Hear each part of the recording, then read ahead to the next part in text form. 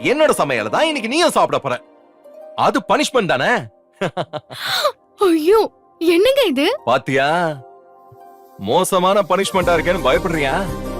பயப்படாத, உயிருக்குலாம் சேதம் வராது. அதுக்கு நான் கேரண்டி. என்ன கேட்டாலும் செய்வீங்களா? செய்வேன். ஆனா உனக்கு தான் பாதிப்பு அதிகமாக சான்சஸ் இருக்கு. அதனால நீ சிம்பிள் ரெசிபியா சொல்லிட்டனா எல்லாருக்குமே நல்லது. சரி, உப்புமா செய்யலாம்.